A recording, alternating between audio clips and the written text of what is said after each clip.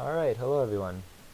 I just recently got a mic, so I decided I'd start talking over some of my videos. I decided I kind of wanted to start making tutorials and things like that. I want to kind of try teaching the things that I learn as I learn them. I'm currently trying to improve as a 3D artist, and I kind of want to learn different different techniques in terms of creating characters in 3D and 2D, actually, like just design and recreation and things like that. I really enjoy doing that kind of thing, and I thought it would be kind of fun to, you know, teach what I learned, so that not only do I learn things, I also get to help other people kind of learn about things that I have practiced over time. Not only that, when you teach, it kind of helps to reinforce what you've kind of taught yourself. Anyway, so what's going on in the background is a speed sculpt of Spyro from PlayStation games. You know, I've always been a big fan of the game, and I haven't played in a long time, not since they came out with the Skylanders and started making Spyro look like a tiny little monster. Not quite the same as the childhood game that I used to play.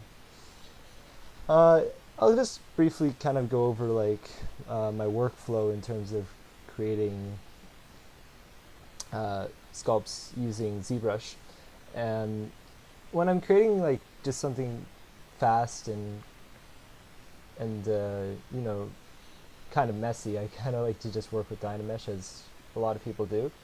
One thing that I find that I do a little differently is that I use a very low detail level when I create my Dynamesh, because that's one thing that I don't like about Dynamesh, is that you lose your subdivision levels. So what I do is I will just create the Dynamesh at a low resolution, and then I'll subdivide it, and that way I can just jump up to higher and lower levels.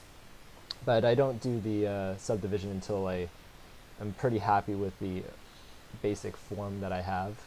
And then for little extremities like the horns and the spikes and stuff, I just kind of just select an area of the body and just extrude out from there.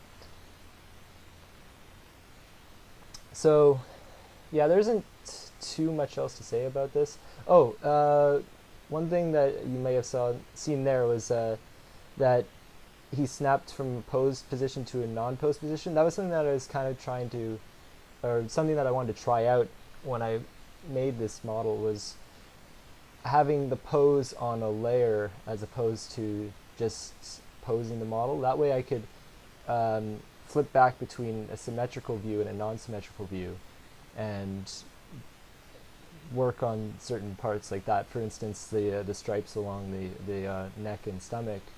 It was easier to get a base of that in the symmetrical view, so I just snapped back to that view, and then I went back to the pose just to clean it up to make sure it still looked okay once it was posed.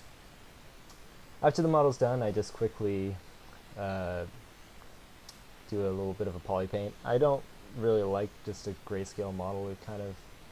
It doesn't have any pop or interest to it, so I kind of just do something quick so that it looks like some work was put into it. Anyway, so that's it for the sculpt. I'm planning on creating more sculpts in the future. I know I've said this before in my previous video, but I actually want to do a weekly or bi-weekly video. Possibly, I would like to maybe go off of suggestions, and not only would I like to do speed sculpts and things like that, I would also like to do tutorials and things like that. So if there's something that people want to learn, I'd like to kind of teach that as well.